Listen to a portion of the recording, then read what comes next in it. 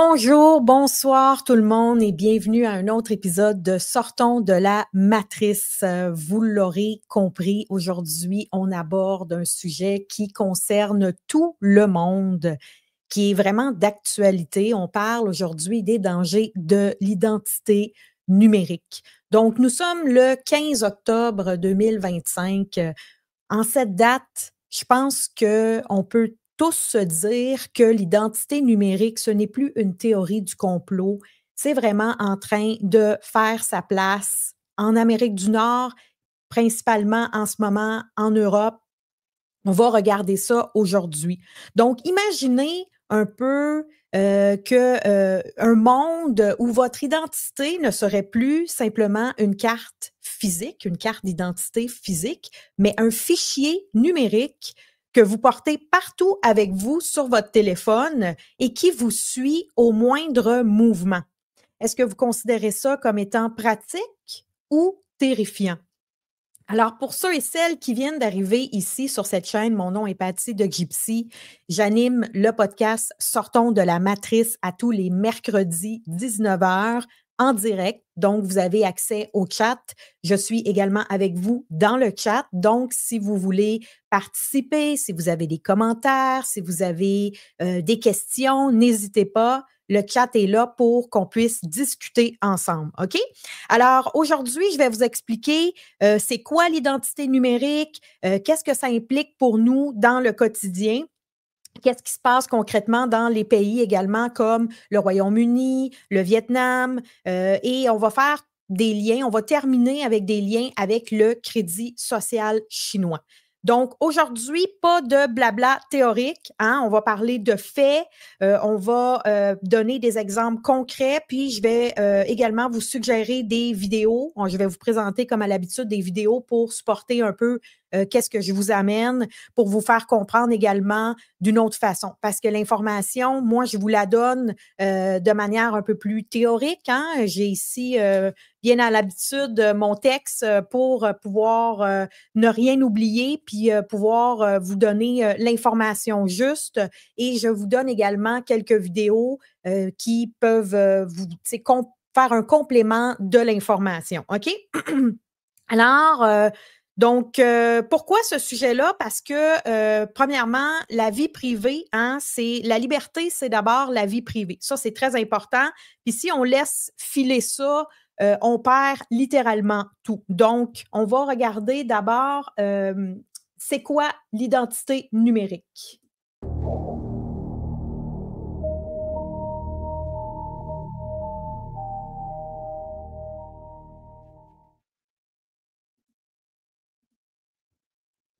Alors, c'est quoi l'identité numérique? Ça semble être, pour certaines personnes vont dire, oui, mais ça va nous simplifier la vie. En fait, ce qu'il faut comprendre, c'est que l'identité numérique, c'est quelque chose qui va comprendre beaucoup d'affaires, OK? C'est une version électronique de votre identité officielle. Donc, c'est fini la carte plastifiée de votre permis de conduire. Ce sera probablement terminé aussi votre passeport quand vous allez voyager. Votre carte débit, votre carte de crédit, ce sera terminé tout ça. Vous aurez accès à votre identité numérique, c'est-à-dire un ensemble de plusieurs choses sur un seul fichier. Normalement, ça va être accessible via une application. On va revenir à tout ça. Donc là, on va regarder vraiment, premièrement, c'est quoi l'identité numérique, qu'est-ce que ça comprend. Ensuite de ça, on va voir c'est quoi les dangers et on va voir aussi pourquoi qu'on devrait s'inquiéter de tout ça. Donc, c'est fini la carte plastifiée dans votre portefeuille, hein, à la place d'aller avoir un fichier sécurisé sur votre téléphone intelligent. Ou une application qui regroupe vraiment toutes vos informations personnelles. Nom, date de naissance, photo, données biométriques. Ça, c'est très important. Données biométriques, n'oubliez pas ça. C'est ça qui est très différent d'une carte physique, hein, comme votre carte de permis de conduire. Donc, c'est quoi ça, des données biométriques? Ben, c'est la reconnaissance faciale. On l'a déjà sur plusieurs applications. Vous l'avez probablement sur votre téléphone cellulaire. et vos empreintes digitales. Ça, c'est les données biométriques.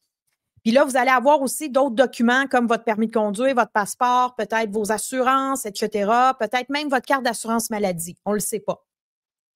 Donc, l'idée là-dedans, c'est de simplifier. Hein. Ils vont toujours vous emmener ça comme si c'était la solution. Hein. On simplifie le tout, on centralise le tout. C'est ça aussi qu'il faut comprendre, c'est que avec l'identité numérique, on parle de centralisation. Centralisation, c'est on met tout au même endroit et il y a des instances, dont les autorités, qui ont accès à ça. OK?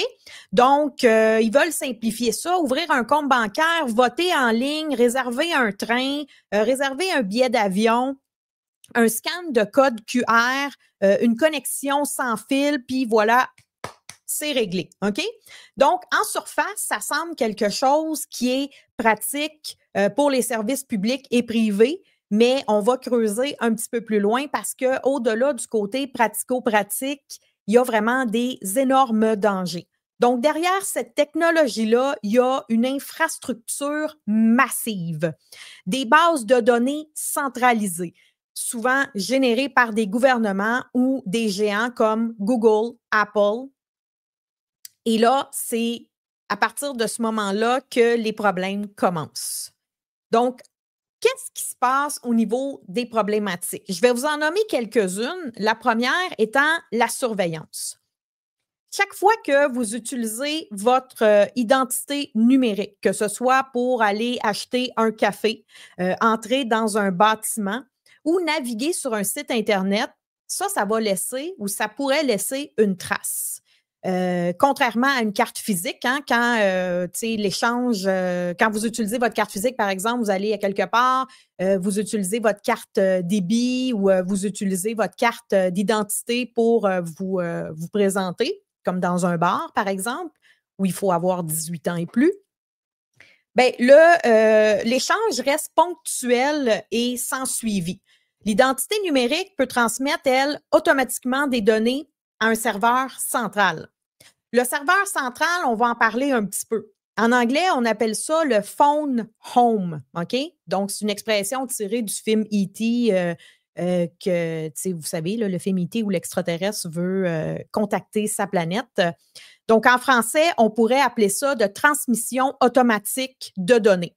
Donc, en gros, vous montrez votre permis numérique lors d'un contrôle de police pour ouvrir ou tout simplement pour ouvrir un compte bancaire au lieu de simplement vérifier votre identité sur place. L'application, elle envoie de l'information comme votre nom, votre localisation, l'heure, puis parfois ce que vous faites. Ça l'envoie ça où?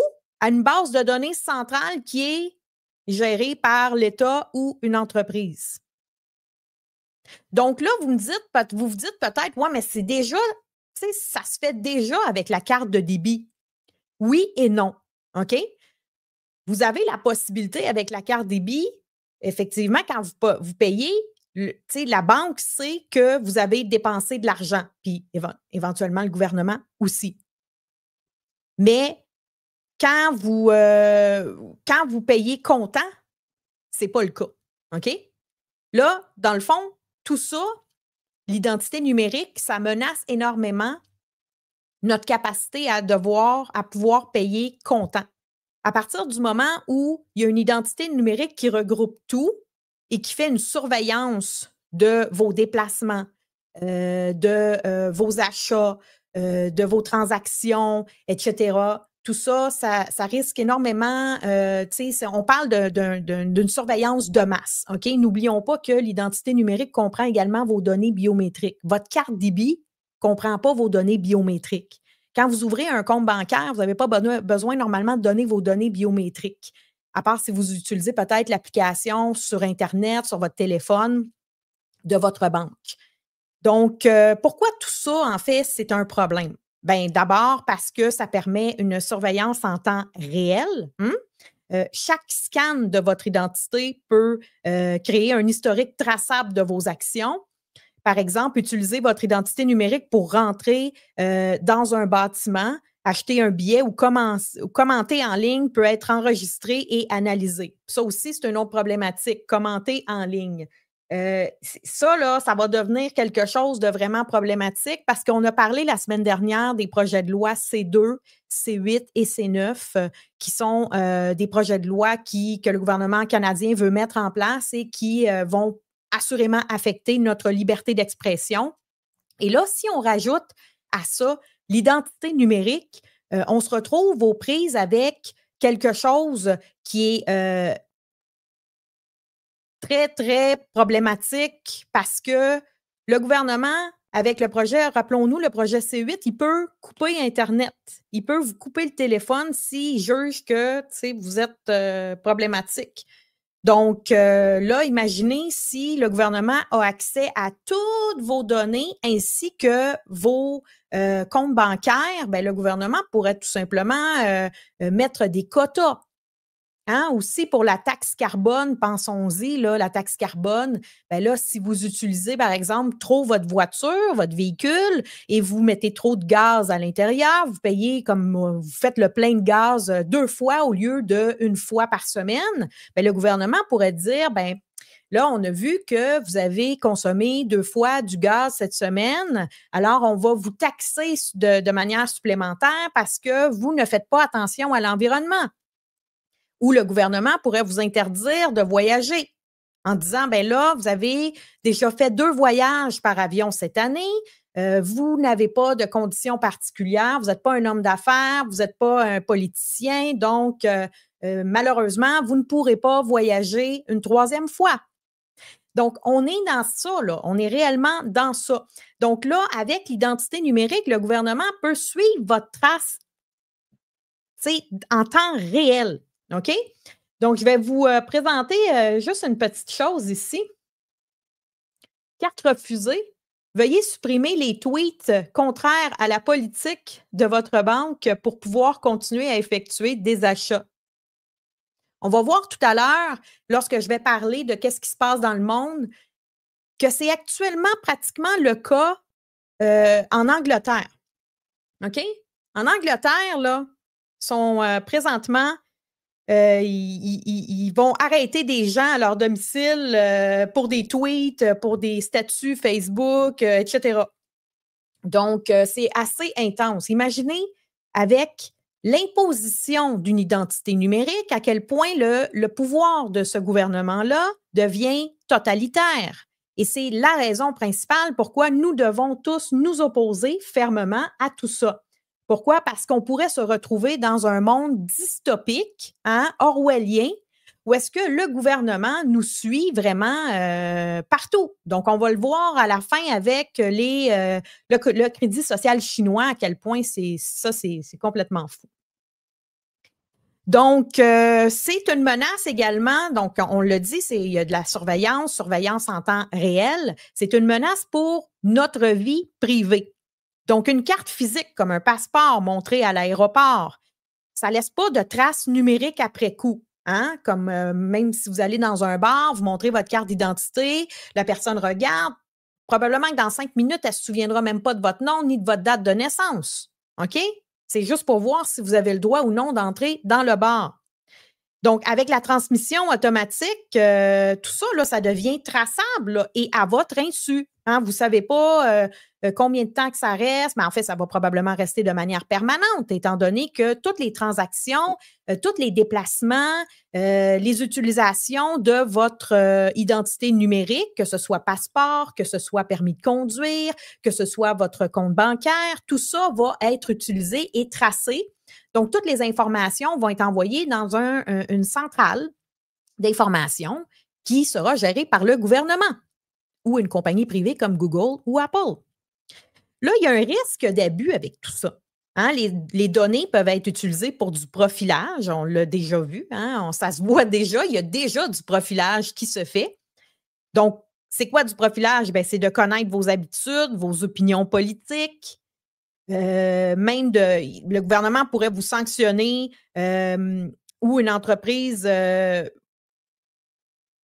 vous juger problématique, comme par exemple, comme je l'ai dit, hein, ça rappelle un peu le crédit social chinois. Ou c'est quoi le crédit social chinois? Mais en fait, c'est les données qui sont croisées avec des comportements pour vous donner une note. Donc, quand vous avez un bon comportement, vous avez une bonne note. Quand vous émettez un mauvais comportement, votre note descend. Donc, c'est ça le crédit social. Puis ça, on va en reparler à la fin. Donc, il y a des entreprises ou des associations qui s'appellent l'Union américaine pour les libertés civiles, ACLU. OK? Donc, il y a des experts qui sonnent l'alarme. Donc, en juin 2025, très récemment, plus de 80 organisations, dont des spécialistes en cryptographie, des entreprises technologiques, ont signé une pétition contre cette fonctionnalité de Phone Home. Comme je dis, le Phone Home, c'est la transmission automatique de données qui transforme votre vie quotidienne en journal de bord pour l'État. C'est littéralement ça. On va prendre aussi l'exemple du New Jersey aux États-Unis. Encore une fois, c'est en juillet 2025, donc assez récent. Il y a une loi qui a été signée pour autoriser des permis de conduire numériques. Mais les avocats de l'ACLU préviennent, ces systèmes risquent de transformer nos smartphones, nos téléphones intelligents, en outils de surveillance en contournant les droits à la vie privée du 4e amendement. Les risques ne s'arrêtent pas là. C'est ça le problème. Une faille dans une base de données centralisée, puis c'est l'identité de millions de personnes qui s'envolent ou qui vient d'être carrément volée. Pire encore, ça peut emmener à l'exclusion. Donc, si vous n'avez pas de téléphone intelligent, si vous n'avez pas une connexion Internet stable, pensez par exemple aux personnes âgées, pensez aux habitants de zones rurales. Vous êtes coupé de services essentiels. Un rapport de 2025 sur les systèmes d'identité en Amérique latine et aux Caraïbes montre que ces bases de données peuvent être utilisées bien au-delà de l'identification pour une surveillance totale de l'État. En résumé, l'identité numérique promet la commodité, mais elle menace réellement notre vie privée en la rendant tout à fait traçable. Alors, je vais vous montrer une vidéo un peu pour faire un complément. Cette vidéo-là, c'est Mathieu Boccoté. D'identité numérique. 3 jours plus tard, une pétition a été mise en place pour s'opposer à cela. 2,5 millions de signataires pour dire ce titre d'identité numérique, nous n'en voulons pas.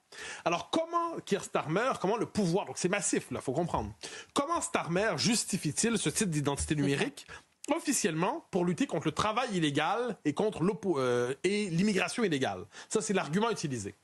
Dans les faits, ce que bien des Britanniques redoutent aujourd'hui, c'est que ce type d'identité numérique serve à opérer une forme de fichage généralisé de la population pour avoir une traçabilité intégrale de la population, pour avoir un contrôle, avoir les instruments numériques d'un contrôle social sans précédent dans les sociétés occidentales.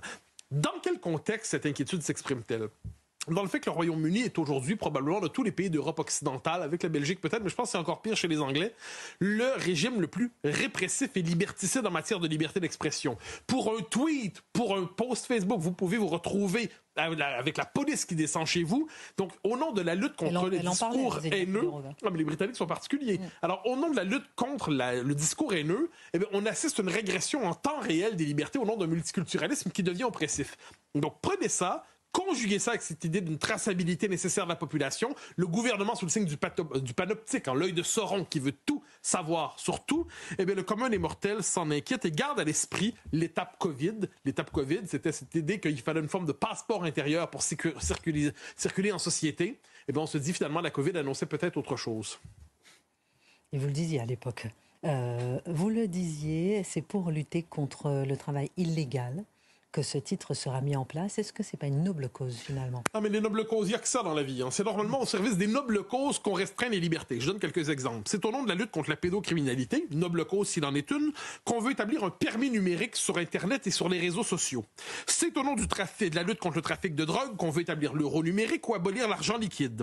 C'est au nom de la lutte contre les changements climatiques qu'on voudrait à terme contrôler autant que possible les mouvements de population et les transports individuels. C'est au nom de la sécurité dans nos rues qu'on veut établir une vidéosurveillance généralisée généralisée, la reconnaissance faciale généralisée. Et je précise que tout ce mouvement, en 2026, on annonce un portefeuille d'identité numérique porté par la Commission européenne. Cette tendance à l'identité numérique, ce fantasme d'une traçabilité intégrale de la population, cette idée qu'il est possible de surveiller tout le monde, c'est la tendance lourde de l'époque. Si vous conjuguez ça avec ce qu'on pourrait appeler le contrôle direct, indirect, que dis-je, des populations, une forme de contrôle chimique par les antidépresseurs et puis toutes les formes de régulation pharmaceutique des émotions du commun des mortels aujourd'hui, on a franchement l'impression de vivre dans un mélange de 1984 d'Orwell et du meilleur des mondes d'Huxley, une forme de régulation de contrôle social au nom évidemment de la vertu, de la transparence, mais derrière cela, il y a un petit parfum de Stasi. Donc, maintenant, on va passer à qu'est-ce que ça change pour nous?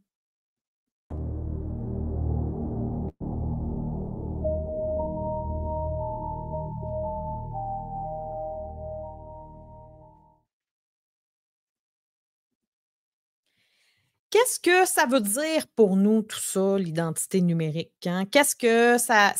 Concrètement, qu'est-ce que ça implique? D'abord, ça implique la perte de contrôle sur nos données. Ça, c'est très important.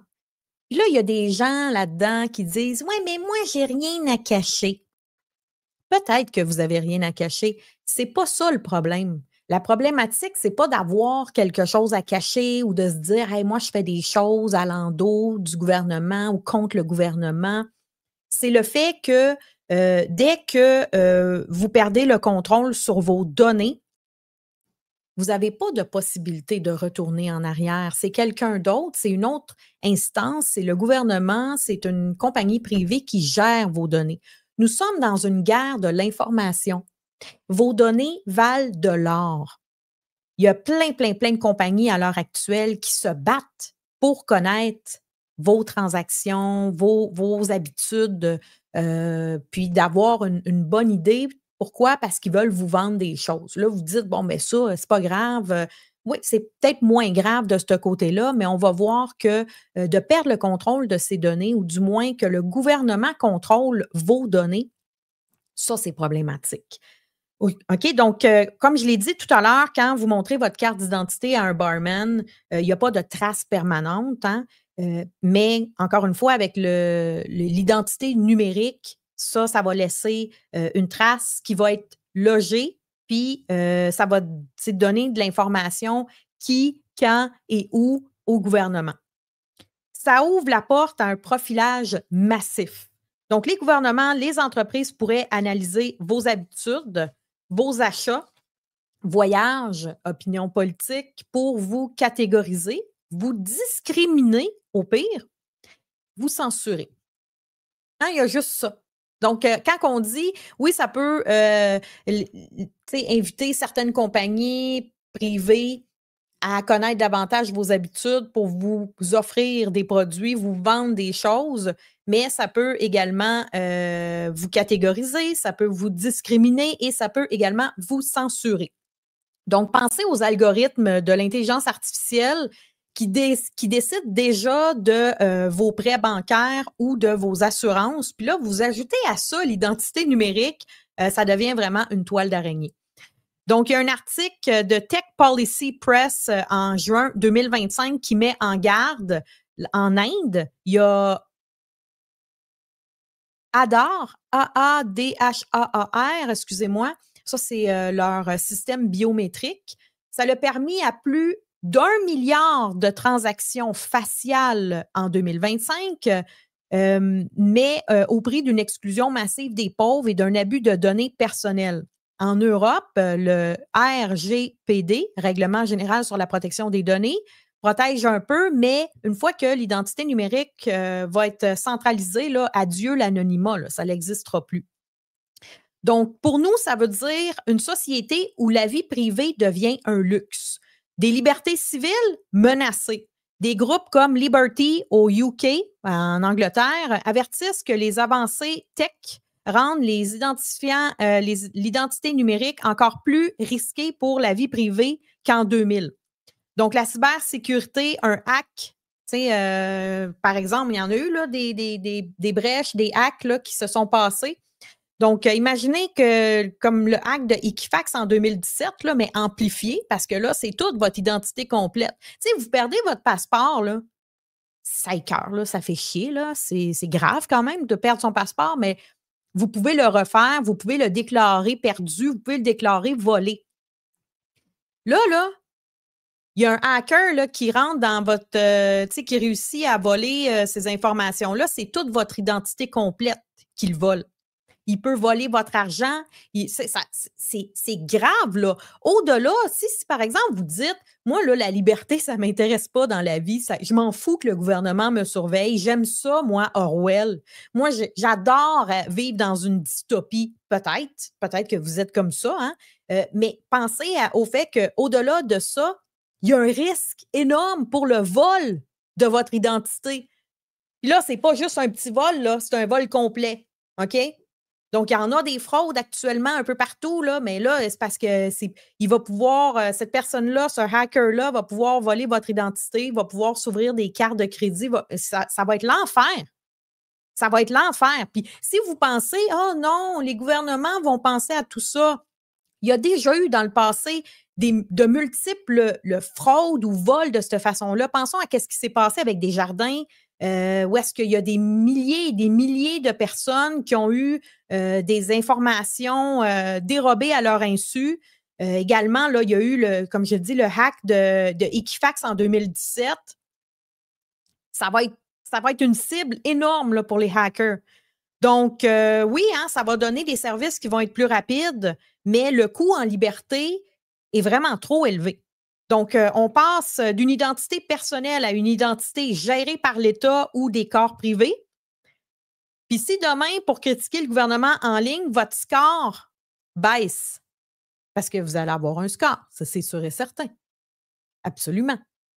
Ça, là, vous dites, ben c'est loin. Non, c'est pas si loin que ça. C'est pas si loin que ça parce que leur agenda, c'est 2030. C'est 2030, l'agenda. Donc, on n'est pas parano, hein? C'est déjà testé ailleurs, tout ça, là. Donc, maintenant, voyons qu'est-ce qui se passe dans le monde pour ancrer tout ça.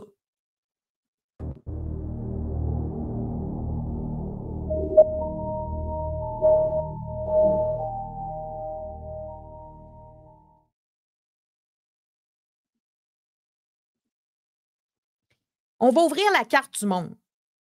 Donc, partout, l'identité numérique avance rapidement, toujours sous le même prétexte d'efficacité, mais on voit que, dans le fond, c'est vraiment pas pour de l'efficacité. Le but, c'est de prendre un contrôle, d'avoir un contrôle des populations, d'avoir un contrôle de tout ce que les gens vont faire. Imaginez, vous allez vouloir vous acheter une maison, vous allez vouloir faire l'épicerie, vous allez vouloir vous déplacer d'un pays à un autre. Vous allez vouloir obtenir quelque chose, un permis de conduire. Vous allez avoir un ticket, une contravention hein, par rapport à votre permis de conduire. Vous allez conduire, même peut-être éventuellement, vous allez passer une lumière rouge à pied et vous allez avoir une contravention. Pourquoi? Parce qu'il va y avoir des caméras surveillance avec les données biométriques. C'est dans ce monde dystopique-là qu'on s'en va. Donc, on va prendre le premier exemple qui est le Vietnam, OK? Donc, le Vietnam, attendez un instant, je vais vous présenter quelque chose à l'écran. Je vais vous montrer. Ça va être plus simple pour moi.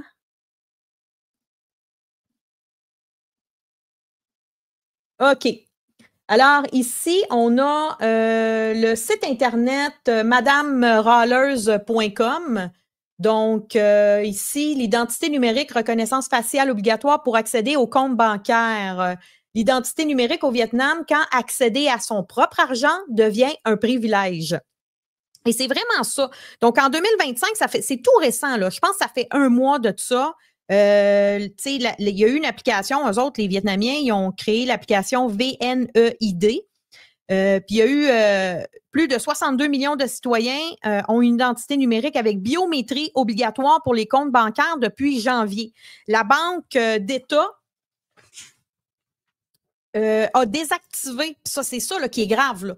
Ils ont désactivé 86 millions de comptes non vérifiés pour assainir les données poussant vers une société sans argent liquide. Fait que tous ceux qui se sont pas conformés à l'identité numérique biométrique par rapport au compte bancaire ont vu leur compte désactivé complètement. Donc, même depuis juillet, les étrangers doivent s'inscrire pour des démarches administratives. Puis là, les critiques parlent d'un système biométrique oppressant pour surveiller avec des risques pour les opposants politiques. Donc, ça, c'est vraiment là, le cas, là, je trouve, le plus extrême. Puis on n'entend pas beaucoup parler du Vietnam parce qu'on entend majoritairement parler de tous les pays de l'Occident. On le sait que c'est majoritairement en Occident, mais on va voir que l'identité numérique, en fait, c'est un peu partout. Il y a beaucoup de pays dans le monde qu'on n'entend pas parler qui offrent, dans le fond, l'identité numérique graduellement ou qui commencent à imposer l'identité numérique, que ce soit au niveau des permis de conduire, que ce soit au niveau bancaire ou autre, des passeports notamment. Donc là, ici, bienvenue dans le futur, pardon, le présent, mais au Vietnam, depuis le 1er septembre 2025, pour retirer vos propres sous, il ne suffit plus d'une carte bancaire ou d'un code secret.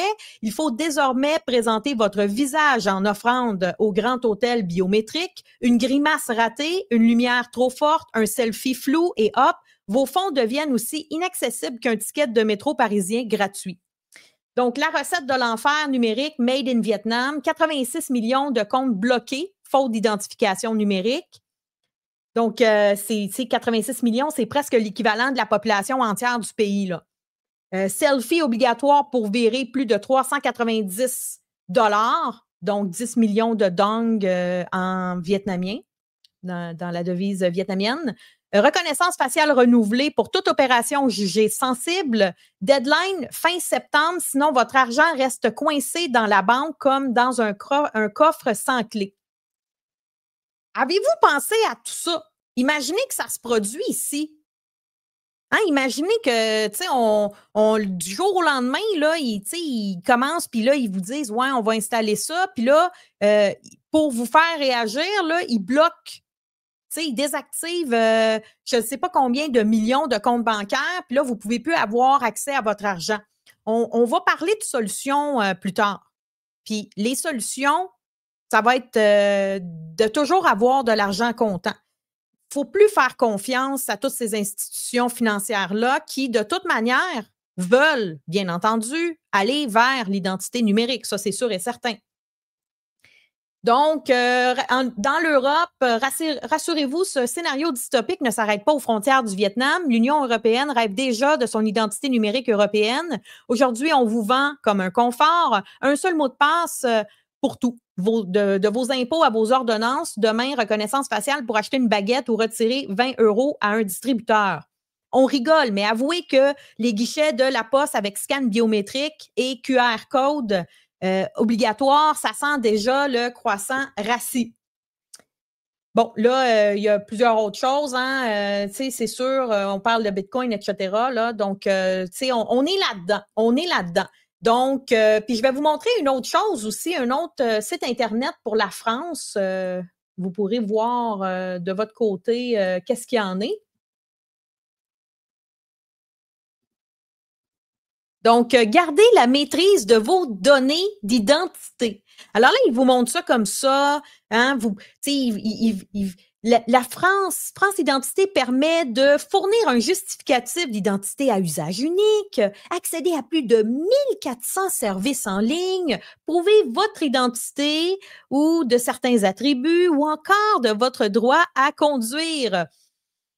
Quels sont les avantages? Ils mettent ça toujours au beau, simplicité, sécurité, maîtrise, mais ne tombez pas dans le piège. C'est très important de ne pas tomber dans le piège. Pourquoi? Parce que sous le couvert de la sécurité, de la simplicité, ce qu'ils veulent, c'est de vous emmener directement vers ça. Puis une fois que l'identité numérique aura fait sa place, sera bien incrustée, ce sera plus possible de revenir en arrière, OK?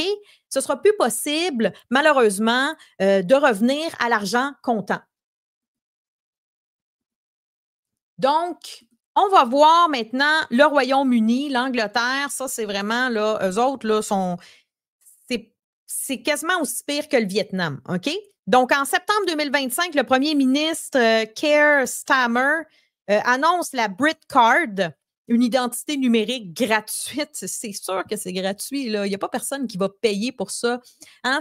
Ça aussi, c'est une autre chose, là. Vous allez voir, je vais vous présenter une vidéo par rapport à ça. C'est complètement ridicule qu'ils amènent ça comme si c'était gratuit. J'espère que c'est gratuit.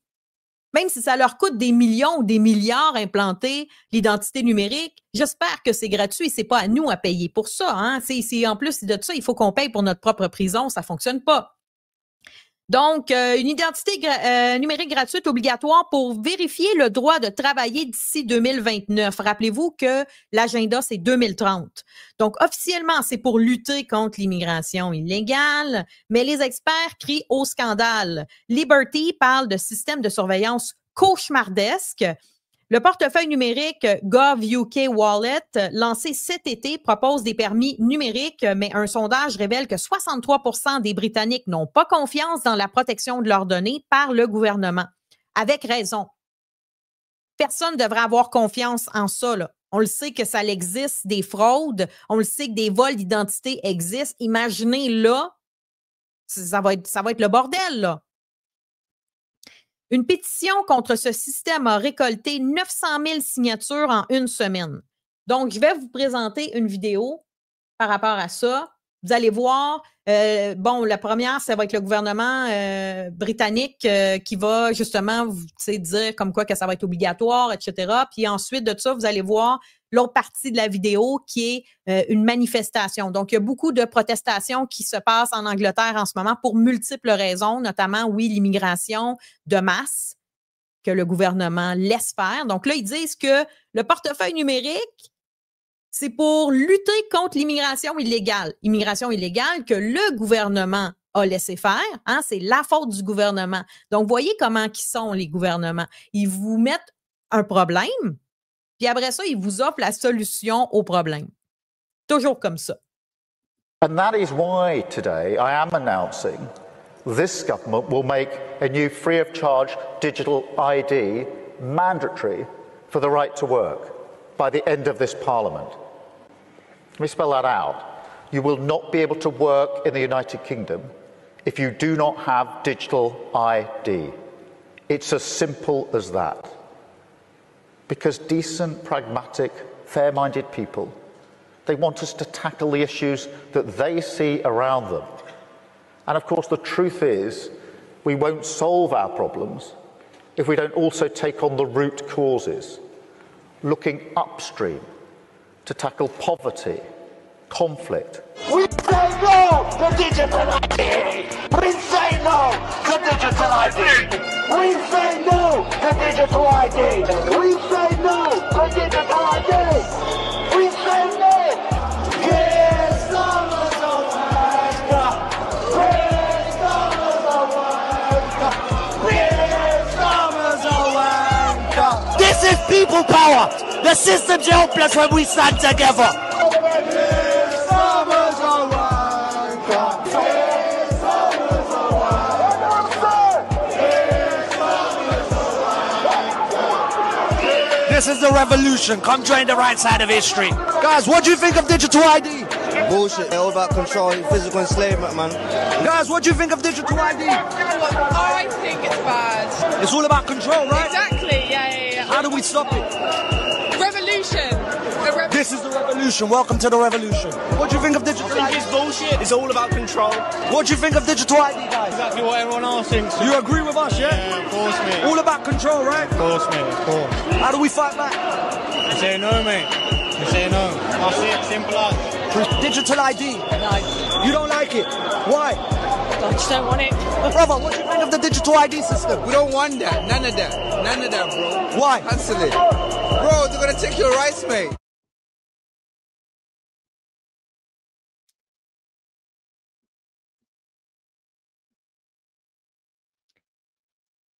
Donc, ici, ils disent le fait là, qu'ils veulent obliger l'identité numérique, ça emmène les citoyens à utiliser des dumb phones. Donc, c'est les anciens téléphones sans Internet. Donc, de ne plus utiliser des téléphones intelligents. Pourquoi? Parce que tout se passe avec votre téléphone intelligent également. sans téléphone intelligent, ils peuvent rien faire. Pourquoi? Parce qu'ils ont besoin que vous ayez accès à Internet. Ils ont besoin que vous ayez accès à l'application directement sur votre cellulaire. Donc, ça, c'est une façon là, de contrer le gouvernement. Alors, vous avez vu un peu qu'est-ce qui se passe en Angleterre, ça brasse pas mal. Et vous avez vu aussi, c'est sûr, c'était des gens d'une manifestation, mais la plupart des gens commencent à réaliser la dystopie, le contrôle que ça peut emmener. Ensuite, dans l'Union européenne, le programme EIDAS 2.0 avance. Donc, d'ici 2026, chaque pays doit proposer un portefeuille d'identité numérique pour stocker des cartes d'identité, diplômes, etc. Des pays comme l'Espagne ou l'Estonie, ils ont 99% d'adoption, sont en avance avec des débats sur la vie privée qui s'intensifient. Donc, je vais vous montrer une vidéo. Attendez un instant.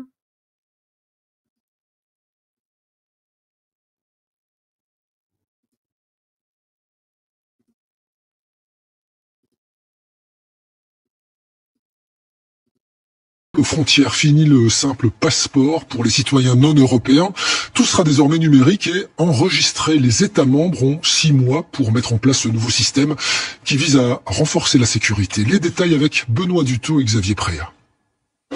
Bientôt fini le douanier dans sa cabine et son tampon manuel. Place aux bornes automatisées dans les gares et les aéroports européens.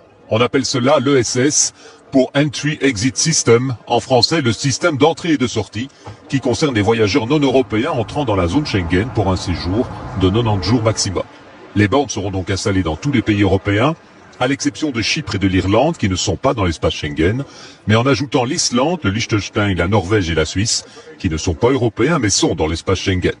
Nous voici à la gare St. Pancras à Londres, où 49 bornes sont déjà installées. Le lancement aura lieu le 12 octobre, mais ce sera une approche progressive. Nous commençons d'abord par les autocars et les camions. Les voitures viendront un peu plus tard. Concrètement, le voyageur non européen devra se rendre à une borne, scanner son passeport, ses empreintes digitales et ses données biométriques faciales. Il devra aussi répondre à 4 questions. Les 4 questions sont: avez-vous un billet de retour? Avez-vous une assurance médicale? Avez-vous une adresse en Europe? Et avez-vous les moyens de subvenir à vos besoins lorsque vous êtes à l'étranger? L'objectif est de mieux suivre les dépassements de durée de séjour, d'appliquer les refus de séjour et de mieux partager les informations entre États membres. L'important est qu'il s'agit d'un système de voyage numérique pour faciliter les déplacements à l'entrée et à la sortie, mais aussi pour les sécuriser en conservant les informations de chacun afin de garantir l'absence d'activités criminelles et d'atteinte à la sécurité à l'entrée dans l'Union européenne. La promesse est de limiter la durée de la procédure aux bornes à 4 minutes. Donc, vous pouvez voir que certains vont vraiment s'y prendre avec les passeports, certains vont s'y prendre avec les permis de conduire. On va voir que c'est pas, ils vont pas tous avoir la même approche. Il y en a qui vont aller directement, comme le Vietnam, avec le compte bancaire. UK, l'Angleterre, eux autres, c'est pour avoir le droit de travailler. Bon, on voit que dans l'Union européenne, c'est par rapport au passeport. C'est ça. On va voir que c'est différent dans chaque pays, mais ils veulent arriver au même point qui est de créer l'identité numérique. Donc, en Amérique, aux États-Unis, pas de système national unique, mais une explosion décentralisée au niveau des États. Donc, en mai 2025, il y a Deadline Real ID qui est arrivé. Tous les permis de conduire doivent être conformes pour voyager en avion ou accéder à des sites fédéraux avec une intégration massive de la biométrie faciale à des centaines d'aéroports via la TSA. 13 États proposent déjà des permis mobiles stockés sur des téléphones, des smartphones, excusez-moi, des téléphones intelligents, comme j'ai donné tantôt l'exemple du New Jersey.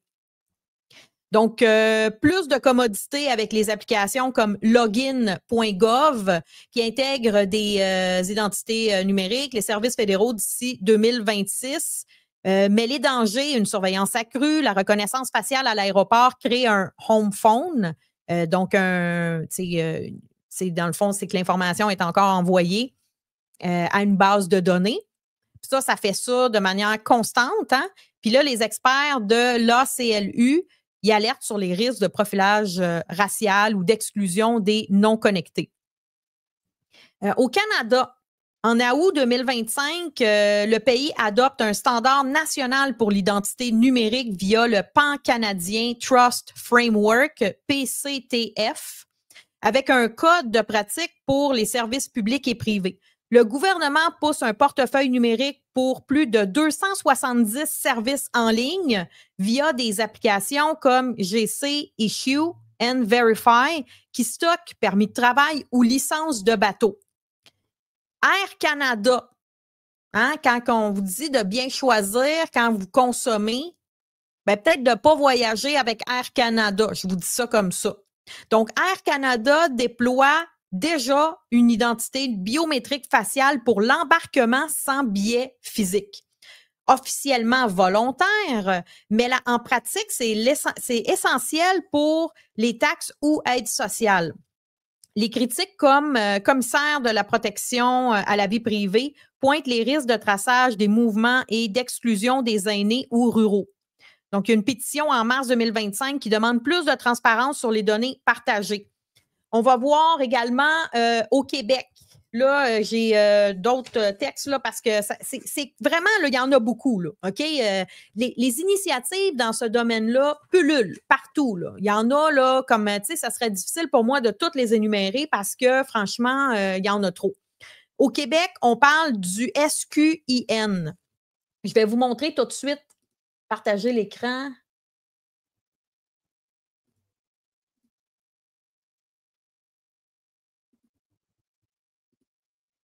OK. Le SQIN, Identité numérique citoyenne. Donc, le SQIN, c'est une initiative provinciale lancée par le gouvernement du Québec pour créer une infrastructure d'identité numérique sécurisée et interopérable. Je veux juste vous dire qu'en ce moment, au Canada, les initiatives sont majoritairement provinciales. Parce que déjà, le permis de conduire, c'est provincial. Tu sais, en ce moment, c'est majoritairement provincial. Il va y avoir des initiatives fédérales, mais c'est majoritairement provincial et c'est toujours selon le choix du citoyen pour l'instant. Donc, annoncé en 2020 sous le gouvernement caquiste de François Legault, il vise à doter chaque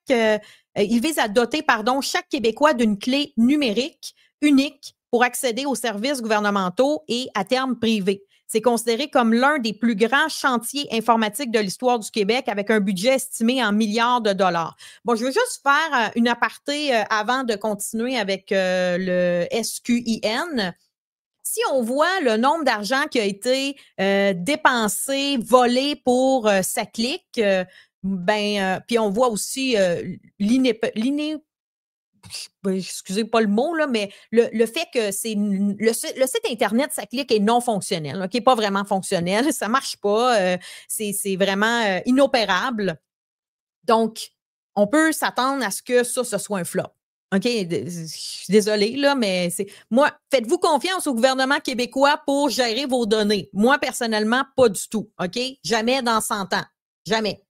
Jamais que je vais faire confiance à un gouvernement pour mes données, mais encore moins au gouvernement québécois, parce qu'on a vu de toute façon la corruption.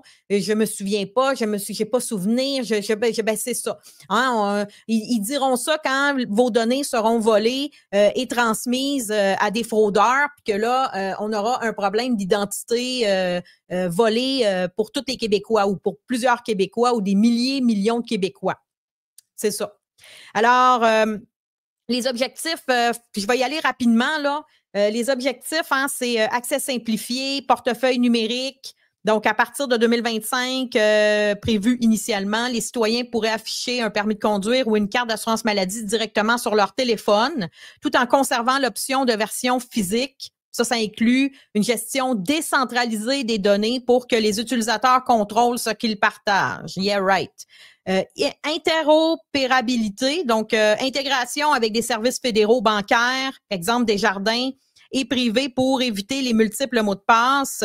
Sécurité et inclusion, ça, ils disent que c'est sur des normes élevées. Ils vont toujours vous dire ça, là. Tu sais, c'est comme la méfiance des gens, c'est vraiment sur la sécurité.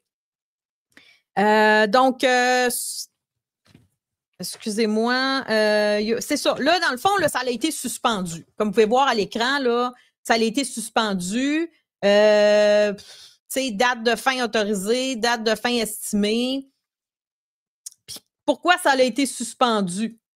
En fait, ils disent ici, le Service québécois d'identité, blablabla, qui vise à aider un portefeuille numérique, a été suspendu officiellement le 31 mars 2025. Cette décision émane du ministère de la Cybersécurité et du Numérique, MCN, et est documentée dans le tableau de bord des projets en ressources informationnelles du gouvernement du Québec. Le statut actuel est bien marqué comme suspendu. Pourquoi cette suspension? Contexte budgétaire et stratégique. Plus de 27 millions de dollars ont déjà été investis depuis le lancement du projet en décembre 2021.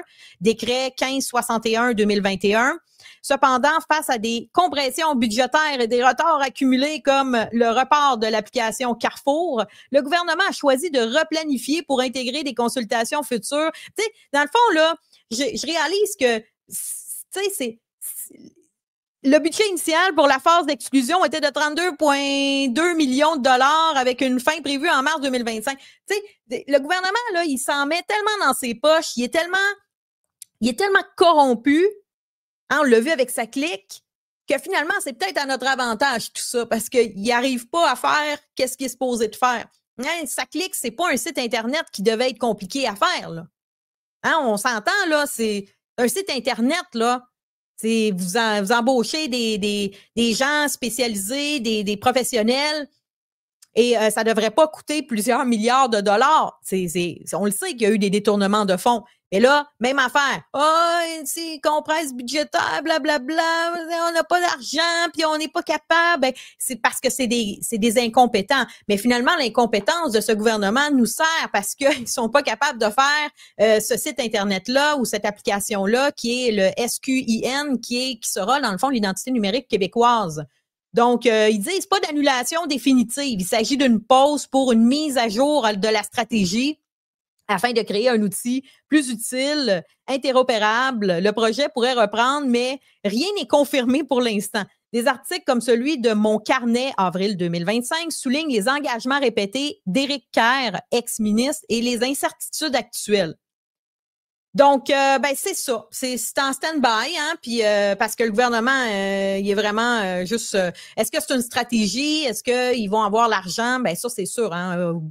Même si la CAQ, ce sont des voleurs, même si ce sont des incompétents, sachez que le Nouvel Ordre mondial ou le Forum économique mondial, c'est eux là, qui chapeautent un peu tout ça. Là. Qu'est-ce qui se passe? Donc, soyez pas surpris que ça se pourrait que ce soit une stratégie. Pourquoi? Pour calmer le jeu. Hein? Pour vous dire, ben non, ça s'en vient pas tout de suite. Relaxer, il n'y a pas de problème, hein? Ça s'en vient, mais pas tout de suite. On n'a pas encore de date quand ça va arriver, puis blablabla. Donc, tu sais, ça peut être une stratégie aussi. Ça peut être aussi le fait que le gouvernement, il vole l'argent anyways, tu sais. Tous les gros projets de plusieurs milliards de dollars, il s'est fou la moitié dans ses poches, tu sais. Aïe, aïe, aïe, quelle société de corrompus, la société québécoise. Mais c'est ça, OK? Donc, les initiatives fédérales liées au Forum économique mondial. Donc, au niveau fédéral, le Canada avance sur plusieurs fronts pour l'identité numérique nationale avec une collaboration notable avec le Forum économique mondial. Mais quelle surprise!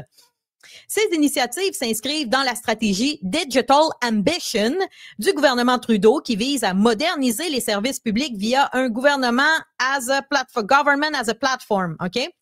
Donc, le lien avec le Forum économique mondial est souvent perçu comme controversé, alimentant des théories sur un contrôle global. Ben, c'est pas des théories, c'est la réalité. Le Nouvel Ordre mondial est présentement en train de faire sa place. D'ailleurs, je parlerai davantage pour les prochains épisodes du Nouvel Ordre mondial. Pourquoi? Parce qu'on n'en parle pas assez souvent du Nouvel Ordre mondial.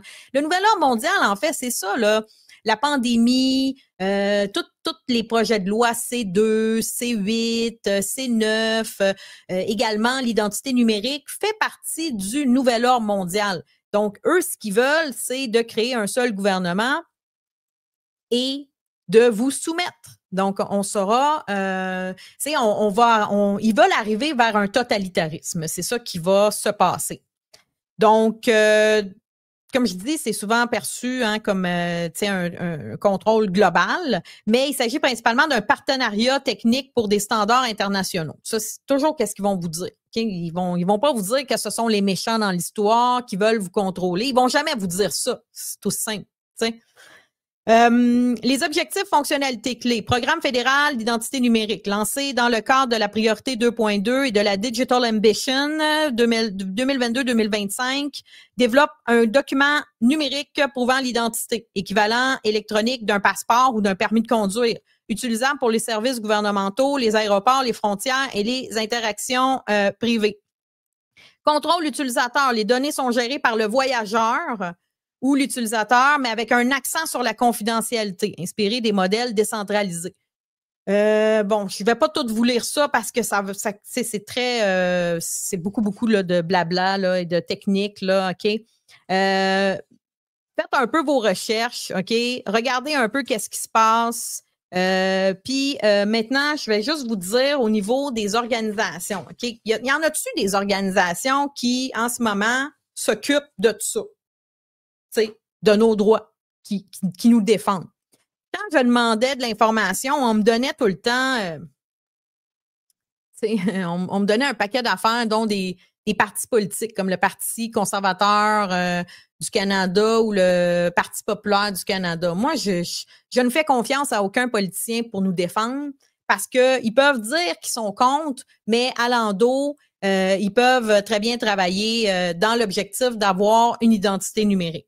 On m'a parlé sur Internet, il y a quelqu'un qui m'a parlé de la DIACC qui existe en fait, mais ça, c'est pas un organisme qui va dans notre sens à nous, OK? Ça va dans le sens de l'identité numérique. Je ne sais pas si je l'ai ici. Oui, OK. Je vais vous montrer à l'écran. Ça, c'est juste pour que vous sachiez un peu c'est qui les joueurs dans tout ça, là, OK? C'est important de connaître les joueurs. Donc là, vous avez ici la DIACC ou CCIAN, dépendamment en français ou en anglais. OK, c'est quoi? Donc, eux, dans le fond, ça a été créé en 2012 après que le groupe de travail sur les paiements électroniques du ministère des Finances du Canada a reconnu la nécessité d'une sécurité numérique renforcée. Nous réunissons les entreprises et les gouvernements pour renforcer la confiance dans les services numériques, contribuant ainsi à protéger la confidentialité et la sécurité. Donc, eux autres, là, ils visent vraiment à travailler plus au niveau de la sécurité, c'est un acteur principal dans la définition des normes, de la coordination des efforts. Il s'assure que l'identité numérique soit sécurisée, interopérable puis inclusive, OK? Toutefois, c'est ça. Eux autres, ils travaillent dans le sens de l'identité numérique. Bon, c'est ça leur rôle, OK? Alors, sachez que ils sont pas là pour nous. Qui est là pour nous? Ben, il y a un ONG indépendante de défense des droits constitutionnels qui est financée par des dons privés qui s'appelle Justice Center for Constitutional Freedoms, JCCF. Donc, eux travaillent parce qu'ils s'opposent fortement à l'identité numérique comme outil de surveillance potentiel, des liens avec la CBDC, Social Credit, etc., etc. OK? Ils se sont opposés aussi à la C2. Donc, ça, c'est un organisme, c'est pas un organisme, mais un ONG intéressant, là. Donc, faudrait, dans le fond, ce qu'il faut faire, OK, c'est de voir ceux qui travaillent pour nous. Puis nous, de notre côté, on peut faire aussi des choses. On va arriver avec des solutions.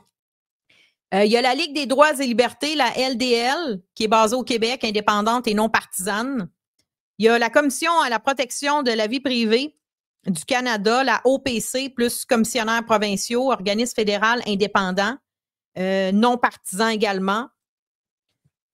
Il y a Canadian Civil Liberties Association, la CCLA, un OGN national indépendante axé sur les libertés civiles.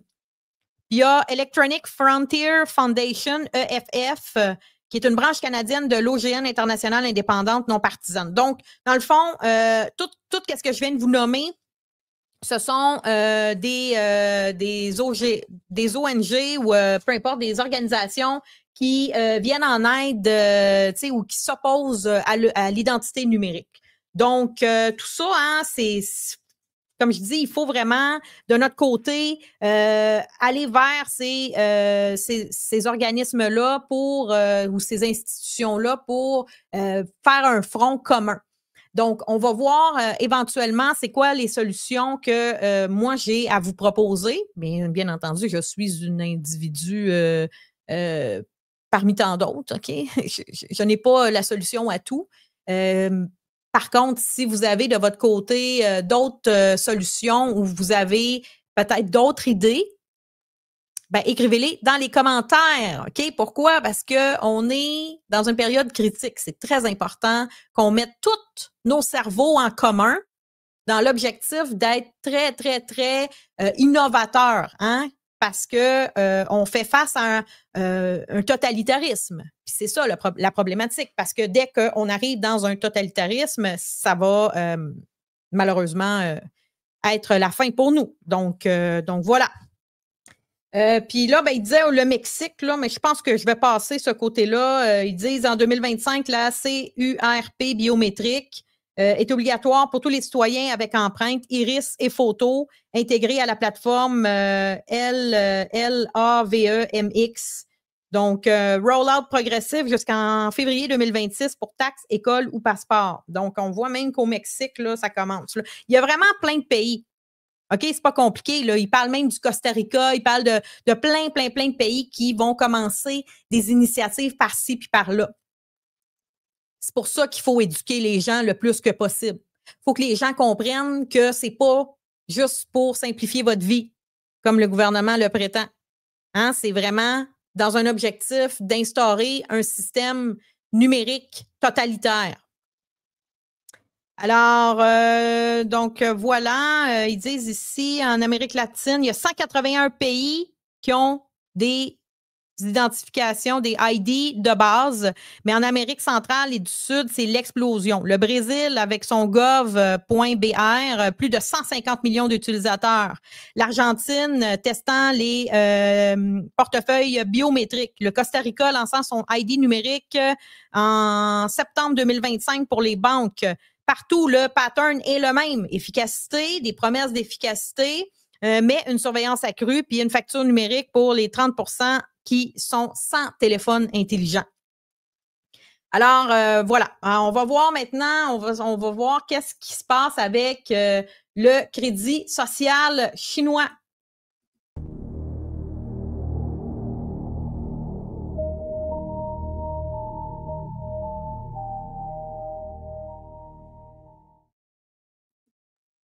Donc, le summum du cauchemar, selon moi, c'est le crédit social chinois. Je pense que vous qui m'écoutez, vous le savez pas mal, c'est quoi un peu le crédit social chinois, mais je vais réitérer pour ceux et celles qui n'ont peut-être jamais entendu parler de ça.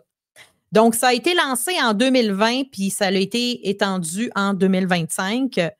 Pas un score unique comme dans Black Mirror, mais un réseau de blacklist et notation, basé sur des données digitales liées à l'identité numérique via l'application Cyberspace ID qui a été lancée en juillet 2025. Il traque tout. Dettes impayées, jaywalking, publication en ligne. Il y a des caméras également à grandeur de certaines villes. C'est pas partout en Chine. Je tiens à vous dire qu'il y a certaines villes que c'est implanté. Les conséquences, si votre score baisse, vous pouvez dire adieu à des trains rapides, à des vols. Hein, vous pouvez carrément plus prendre de vol. Puis certaines, tu sais, ça peut aller jusqu'à priver vos enfants de certaines écoles privées. Ou des écoles qui exigent un score minimal, OK? Donc, c'est de la surveillance prédictive. Ça a un nom, c'est comme ça que ça s'appelle, surveillance prédictive. Donc, l'intelligence artificielle analyse vos données pour punir les antisociaux, ou du moins ceux qui sont considérés comme les antisociaux. Parce qu'on s'entend que traverser sur une rouge, échapper un papier à terre, c'est sûr que ça fait partie des civilités. Mais est-ce que ça fait de vous un citoyen qui mérite d'être cast out, qui mérite d'être exclu de la société? Bon, à vous d'en juger, OK? Donc, le lien avec l'Occident, hein, nos identités numériques pourraient évoluer dans ce sens-là. Donc, le tracking qui semble innocent au début pourrait emmener à un contrôle comportemental. Puis là, il y a des experts comme ceux de Good ID qui avertissent, qui lancent l'alerte en disant, une fois que l'identité va être en place, la dissidence va devenir carrément impossible. En Chine, là, vous pouvez vous faire tuer pour parler contre le gouvernement. Comme dans plusieurs pays du monde, vous disparaissez. On n'entend plus parler de vous. Donc, il n'y a pas beaucoup de journalisme, de vrais journalistes. Bien, il n'y en a pas beaucoup ici non plus, mais tout ça pour dire qu'il n'y a pas, il peut pas y avoir de vrai journalisme en Chine. Donc, le Vietnam s'inspire déjà de la biométrie forcée, hein, cashless society. En Angleterre, il y a Starmer qui jure qu'il n'y a pas de dystopie, mais les activistes, eux autres, ils se disent c'est parce que c'est déjà le début. Hein, c'est ça. Alors là, je vais vous montrer 2 vidéos. Je vais vous montrer la première, c'est un court-métrage. Attendez, j'ai oublié là, de vous parler, de vous montrer une vidéo. Je vais revenir avec ça après, OK? Parce que là, je suis déjà dans le crédit social, mais je voulais vous montrer une vidéo du projet de loi 82. Ça, c'est au niveau fédéral. Donc, on vient de parler de ça, là, que les initiatives au Canada. Mais là, je vais vous montrer, premièrement, je vais vous montrer une vidéo un peu dystopique qui est un court-métrage. Et ensuite, je vais vous montrer une autre vidéo qui parle du crédit social chinois. Bonjour.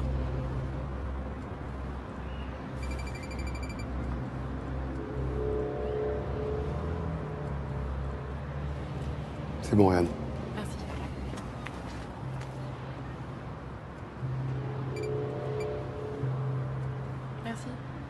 On se presse, s'il vous plaît, là?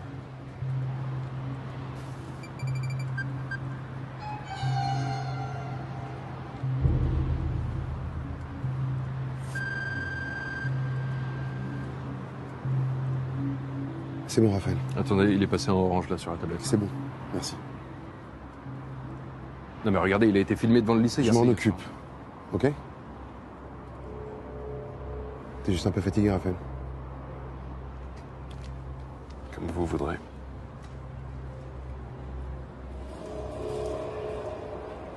Écoutez, ça fait plusieurs fois ce mois-ci que je vous dis que cette machine envoie des mauvaises alertes. Je suis obligé de me pointer tous les jours devant le portail pour vérifier qu'il n'y a pas de problème. Et parce que moi, je les connais, ces gosses. Je connais leur situation. Vos caméras, non. Écoutez, ce matin, un élève a été signalé en orange. Je voulais savoir pourquoi. Parce qu'il traite tard devant le lycée, parce qu'il a des problèmes chez lui. Et alors quoi? Ça fait de lui un suspect? Non mais où on va comme ça? Elle est où la limite? Bonjour monsieur. Bonjour. On va procéder à un contrôle. Je vous rappelle. Pardon? Papier d'identité s'il vous plaît. Et pourquoi?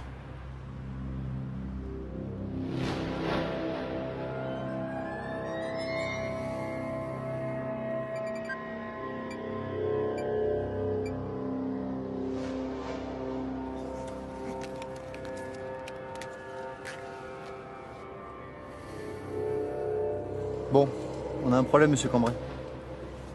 Quoi? La reconnaissance faciale vous a mal identifié. Encore? Non mais sérieux, là? On va devoir vous poser quelques questions. Vous rigolez, j'espère. C'est la procédure. Si vous refusez, on va devoir vous emmener au poste. J'ai rien à me reprocher, ok? C'est pas moi qui décide. Mais c'est qui alors? C'est votre machine qui fonctionne pas?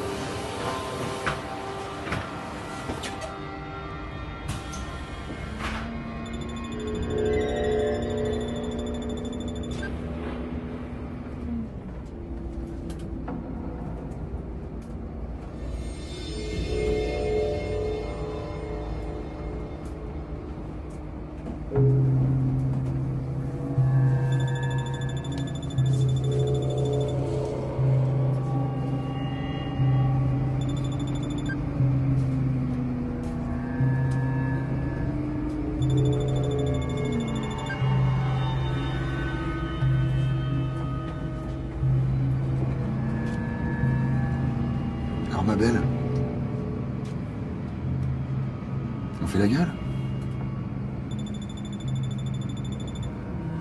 Si tu veux, je descends avec toi. Calme-toi, tout va bien.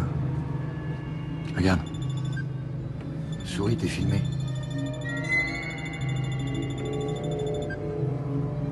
Je vais te redonner le sourire, moi.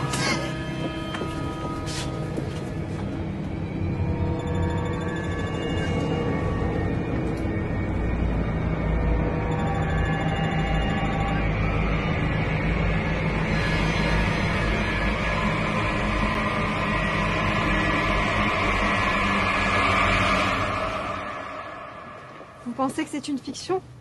En 2019, Nice a voulu tester la reconnaissance des émotions dans ses tramways. Nous ne voulons pas d'une technologie qui conduise à l'autocensure. Depuis 2015, la police française serait dotée d'un logiciel permettant la reconnaissance faciale dans nos rues. Nous ne voulons pas d'une technologie qui risque d'aggraver les discriminations. En 2018, la région PACA a voulu installer la reconnaissance faciale dans des lycées. Nous ne voulons pas d'une technologie qui fasse basculer nos vies vers une surveillance généralisée. Nous tenons à nos libertés. Et vous?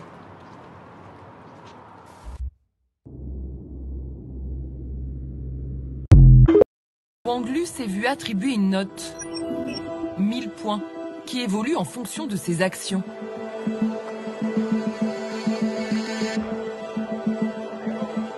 Elle jette un papier par terre. C'est une incivilité qui lui coûte 50 points. Elle traverse au feu rouge, moins 100 points. Mais si elle décide d'aider son prochain, en donnant son sang par exemple, sa note remonte, 900 points. Elle signale la présence d'un délinquant à la police, et la voilà qui atteint le niveau supérieur, 1100 points. De cette note dépend sa place dans la société. En dessous d'un certain seuil, elle risque de ne plus avoir d'existence sociale. Ça vous paraît incroyable? Et pourtant, ce système de notation existe déjà. Il est testé dans 43 villes en Chine pour ficher et classer les habitants. Son nom, le crédit social.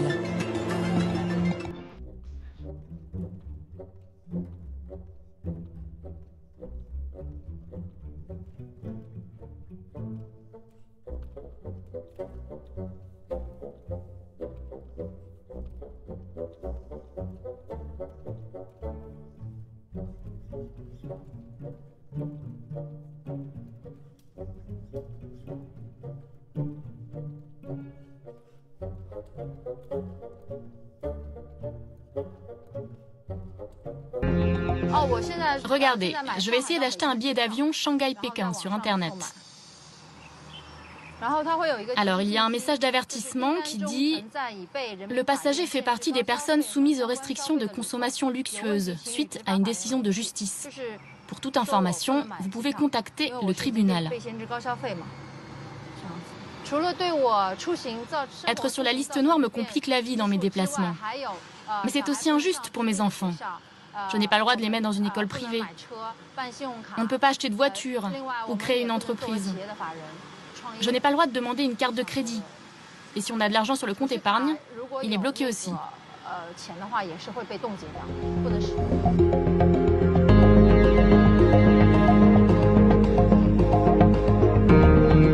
Au nord de Pékin, les photos et les noms des mauvais payeurs sont affichés dans les salles de cinéma.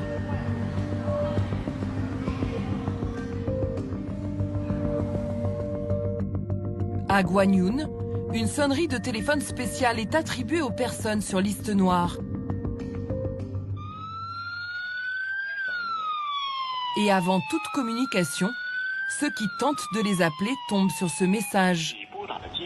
Nous vous signalons que votre correspondant est inscrit sur liste noire. Veuillez, s'il vous plaît, exhorter cette personne à remplir ses obligations légales.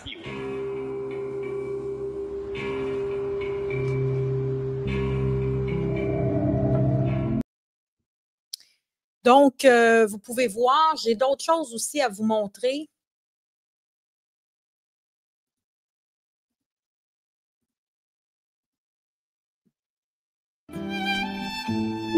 Bon, je vais enlever le son, là.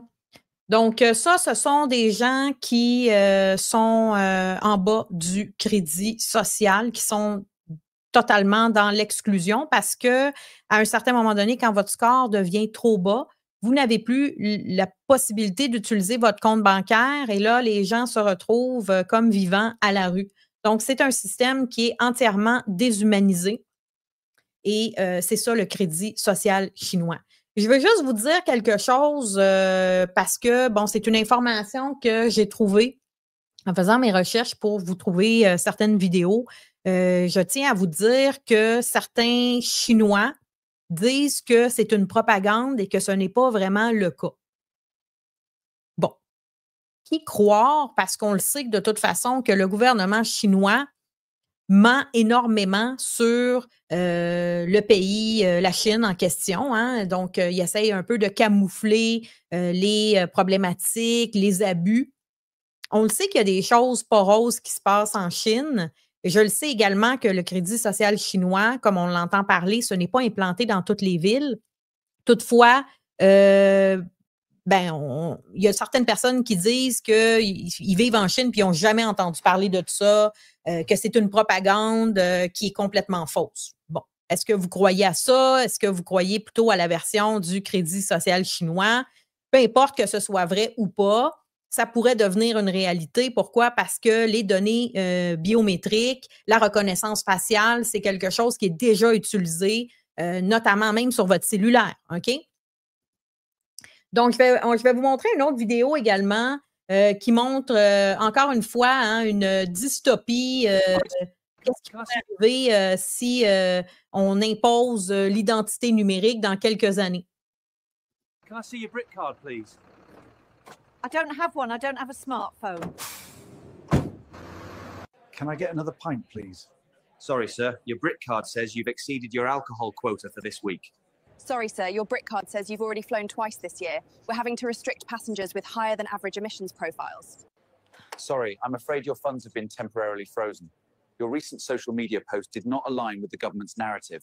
Sorry, I'm afraid your BRIC card says you cannot purchase any more meat this week as part of our commitment to achieving net zero. I've just logged in using my BRIC card and it's saying I've already had 3 hours of internet today and it's locked me out. Can I see your BRIC card, please? I don't have one. I don't. Ici, il faut comprendre également que les réseaux sociaux vont probablement se connecter avec l'identité numérique. Ça, c'est sûr et certain. X, notamment, Facebook, ils vont se conformer avec les exigences gouvernementales. Donc, déjà, on le voit en Angleterre que vous pouvez, je ne sais pas moi, écrire un statut ou un tweet, puis vous allez vous faire censurer, OK? Donc, pas censurer, en fait, c'est vous allez vous faire intercepter par la police. La police descend chez vous. C'est complètement dystopique, OK? Alors, on va voir maintenant, je pourrais continuer comme ça pendant des heures et des heures. Là. J'ai plusieurs vidéos à vous présenter, mais malheureusement, vous savez qu'est-ce qui se passe également avec les droits d'auteur. J'espère que les droits d'auteur ne seront pas, il n'y aura pas de flag à ce niveau-là. Advenant que ça se produise, malheureusement, je vais devoir muter, OK? Enlever le son ou complètement enlever le segment de la vidéo. Donc, c'est malheureusement toujours des risques que je prends à ce niveau-là. Donc, voilà, hein, au cours des 3 derniers mois, 17 pays ont mis en place ou adopté des lois relatives à l'identité numérique. On a, je sais pas c'est quoi UE, là, je pense... en tout cas, je ne sais pas c'est quoi. Royaume-Uni, Laos, Chine, Taïwan, Mexique, Zambie, Canada, Éthiopie, Thaïlande, Vietnam, Australie, Costa Rica, Suisse, Papouasie, Nouvelle-Guinée. Donc voilà, c'est vraiment, on est vraiment là-dedans, OK? J'ai les autres vidéos là, que je vais simplement les retweeter, OK, sur X. Donc, je ne sais pas si vous êtes sur X, si vous avez de l'intérêt, allez voir. Je vais vous inviter, dans le fond, à tout simplement aller les regarder directement sur X parce que sinon, malheureusement, la vidéo aujourd'hui, sortons de la matrice, ça va durer trop longtemps. Donc, on va terminer ça maintenant avec quelques solutions. OK? Donc, oui, je voulais vous présenter également le projet de loi 82. Ça, c'est au niveau provincial. J'ai oublié de vous montrer cette vidéo-là. On saute un peu du coq à l'âne aujourd'hui. Donc, je vous ai parlé là du site là québécois, OK, qui justement va qui est suspendu là. Le SQIN. Ben, il y a le projet de loi 82 qui vient avec ça. Puis là, je vais vous présenter une vidéo pour vous parler de ça, là, que vous soyez à l'affût du projet de loi 82.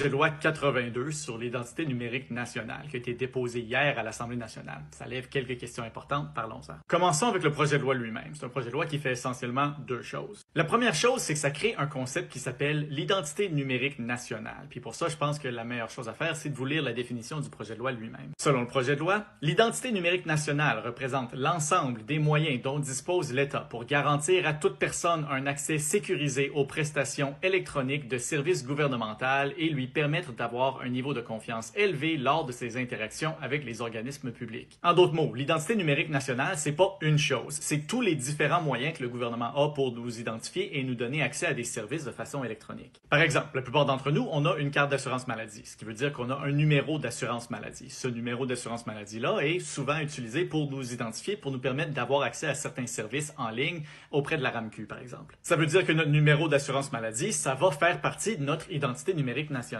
Aussi, la plupart d'entre nous, on a un permis de conduire, donc un numéro de permis de conduire, qui est différent de notre numéro d'assurance maladie. Notre numéro de permis de conduire est aussi utilisé pour nous identifier auprès du gouvernement pour nous donner accès à d'autres services en ligne, par exemple avec la SAC. Donc, notre numéro de permis de conduire aussi va faire partie de notre identité numérique nationale. Présentement, les services du gouvernement qui utilisent notre numéro d'assurance maladie pour nous identifier communiquent pas nécessairement avec les services du gouvernement qui utilisent notre numéro de permis de conduire. Alors, ça peut devenir compliqué s'identifier à plusieurs services gouvernementaux différents ou passer ces informations d'un service du gouvernement à un autre. Et c'est là qu'on arrive à la deuxième chose que fait le projet de loi, c'est-à-dire créer un registre de l'identité numérique nationale. Ça, la façon que ça semble être décrit dans le projet de loi, c'est comme une grosse base de données qui va connecter tous les différents éléments de notre identité numérique nationale à un endroit. Et c'est à partir de ce registre-là qu'on va pouvoir fournir notre identification et notre information aux différents services gouvernementaux. Il y a certaines restrictions en place dans le projet de loi pour limiter l'utilisation de ce registre-là. Par exemple, c'est pas permis selon la loi d'utiliser le registre pour faire du profilage, c'est-à-dire déterminer notre situation économique, de santé, nos préférences, etc.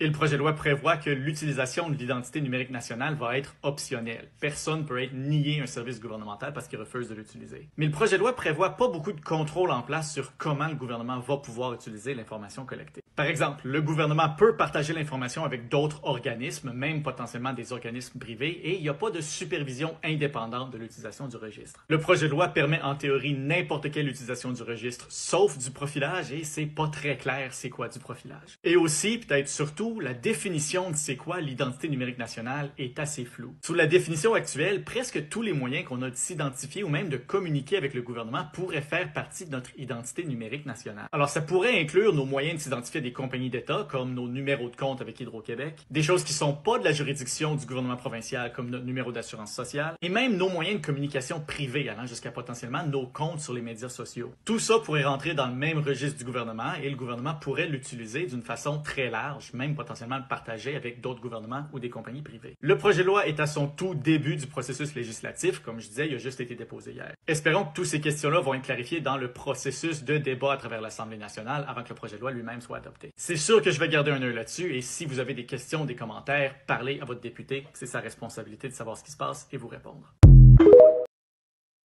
Bon. Alors, vous voyez un peu de quoi il s'agit avec le projet de loi 82. Il faut vraiment observer le projet de loi 82, OK? Donc, ça, c'était, je rappelle, pour le Québec. Maintenant, conclusion. Donc, on y est. Hein, l'identité numérique est là, qu'on le veuille ou non. mais elle n'est pas inévitable. Je sais que plusieurs disent c'est inévitable. Elle n'est pas inévitable. Mais le problème, c'est qu'elle avance ultra rapidement.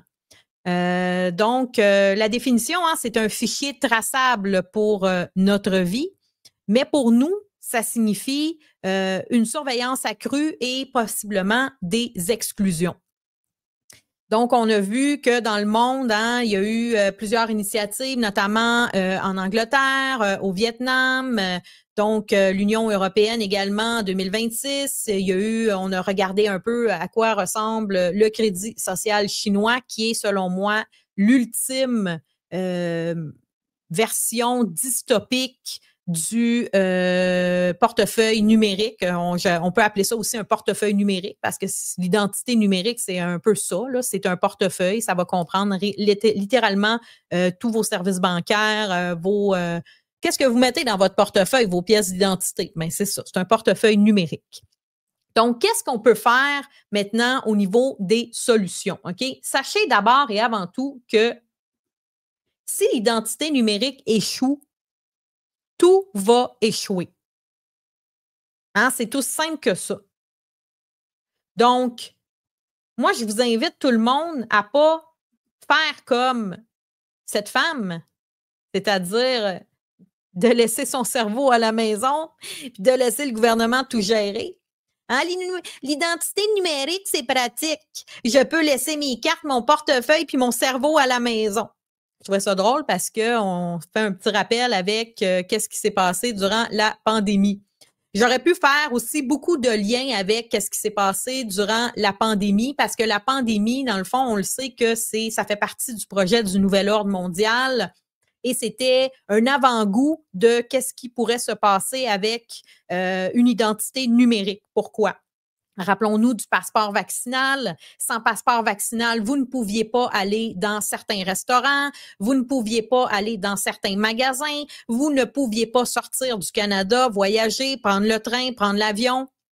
Bien, c'est un peu un avant-goût de tout ça, là, OK? Donc, ils disent toujours, oui, ça va être, ce sera pas obligatoire. Mais ça, c'est ce qu'ils disent. C'est ce qu'ils disent. Mais il y a maintenant des entreprises, des commerces qui refusent l'argent comptant. Ils sont vraiment 100% là, sans argent comptant. Donc, je pense même le métro de Montréal, là, les bornes, ou qu'il y a quelque chose là, qui n'accepte même pas l'argent comptant. Okay? Donc, si vous n'avez pas de carte guichet, vous n'avez pas de carte de crédit, vous ne pouvez même pas vous acheter un billet. Donc, on s'en va vers ça. On s'en va vers ce monde-là. Et bien entendu, il faut leur dire non, OK, massivement. La première chose, c'est de prendre conscience, de s'éduquer, de bien comprendre la totalité de c'est quoi que ça comprend, l'identité numérique. Là, je le sais que je viens de vous faire un épisode qui a duré environ 1h30, mais c'est de se le rappeler. De se le rappeler, de se le mettre en bouche, d'avoir les arguments, de comprendre à quoi consiste l'identité numérique. OK? L'identité numérique, rappelons-nous que ça a des enjeux importants au niveau de la surveillance, une surveillance en temps réel, une menace pour votre vie privée, des risques d'abus, des risques de vol d'identité. Tout ça, là, c'est non négligeable, OK? Donc, la première chose, c'est de bien comprendre qu'est-ce qui se passe. Ensuite de tout ça, de partager l'information. Ça, vous êtes déjà tous sur les réseaux sociaux. Alors, vous pouvez le faire. À tous les jours, vous pouvez partager de l'information. Soyez le ou la fatigante qui constamment partage l'information pour que les gens puissent s'incruster que ça, c'est dangereux. C'est potentiellement dangereux pour nos libertés. On s'en va vers un système qui est totalitaire. On est déjà dans ce qu'on pourrait appeler une certaine dictature, mais là, ça va être littéralement une dictature totalitaire. Donc, vous n'aurez plus de contrôle sur vos données personnelles. Le gouvernement aura un contrôle absolu, puisque toute votre identité va se retrouver sur un seul fichier, une seule application, ce qui est extrêmement dangereux. Alors, la première chose, c'est de s'éduquer. Ensuite de ça, payer en argent comptant. Lorsque vous payez en argent comptant, vous avez la possibilité de rester anonyme. Donc, je le sais que vous ne pouvez pas tout payer en argent comptant. C'est très difficile de payer son hypothèque, de payer sa voiture en argent comptant. Mais lorsque vous allez mettre du gaz dans votre véhicule, lorsque vous allez chercher votre épicerie ou vous faites des emplettes, c'est très important de retirer de l'argent quand vous recevez votre paye, retirez de l'argent pour faire ça. OK? Donc, gérez votre budget de cette façon-là. Je sais que ça prend un effort supplémentaire. C'est bien plus facile. Puis il y a plein de gens là, qui arrivent avec leur téléphone, puis pouf, ils payent même avec leur téléphone. Ça, c'est la pire affaire que vous pouvez faire. OK? Donc, déjà là, refusez tout ce qui est données biométriques. Avec votre cellulaire, les applications, le plus que possible, essayez de refuser les données biométriques, même si ça simplifie votre vie. Vos applications avec vos banques, maintenant, offrent ça, les données biométriques. Refusez ça.